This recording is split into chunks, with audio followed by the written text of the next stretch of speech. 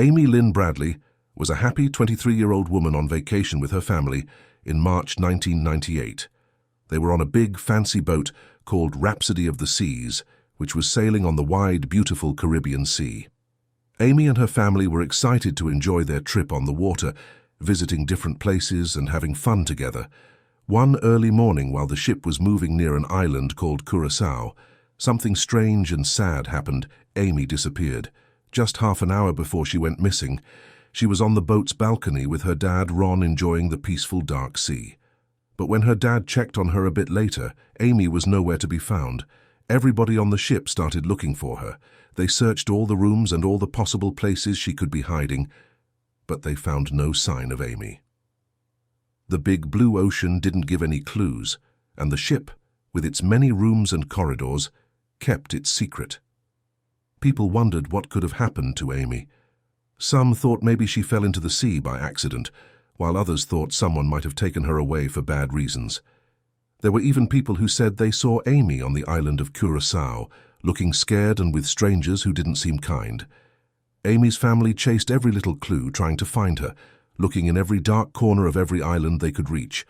Royal Caribbean staff and Netherlands Antilles Coast Guard spent 5 days searching the ship and the surrounding waters for any sign of Bradley. But they only came up with more questions. There were no signs of foul play or evidence that she went overboard. Pictures of Amy were shared everywhere, her eyes seeming to ask for help. Her family followed every hint and clue, hoping to find her, swinging between feeling hopeful and feeling sad. Although Bradley was declared legally dead 12 years after her disappearance, her body has never been found, and multiple witnesses have reported sightings of her in the area where she's likely to have disappeared. Within 24 hours of her disappearance, a taxi driver claimed that a woman matching Bradley's description frantically approached him and asked for the location of a payphone before running away. Later in 1998, Canadian tourists claimed to have seen a woman with tattoos matching Bradley's on a beach in Curaçao. The sightings didn't slow down with time. About a year after Bradley's disappearance, a sailor with the U.S. Navy claimed he was confronted by a woman at a brothel who told him that her name was Amy Bradley and she was being held against her will.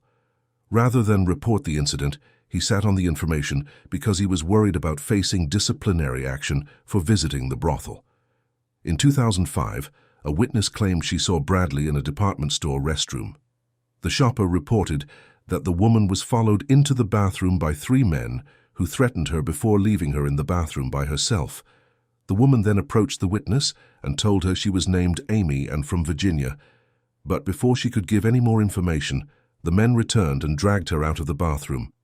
Bradley's family believes that members of the ship's crew targeted her for human trafficking, claiming that they took pictures of her and showered her with attention, and there's some evidence to back up at least part of that theory. In 2005, the Bradley family received photos of a woman identified as Jazz, said to be employed as a sex worker in the Caribbean, who the FBI believes to be Bradley. Unfortunately, they've never managed to locate the subject of the photos. The FBI continues to offer a $25,000 reward for information leading to her recovery. But it's likely that we'll never know what really happened to Amy Lynn Bradley. Amy's story is a big mystery and also a reminder that we should all be careful on our adventures. It tells us how a happy vacation can turn into a lifelong search for answers. Amy's name and story continue to sail on the big, endless ocean, a mystery unsolved, a story untold.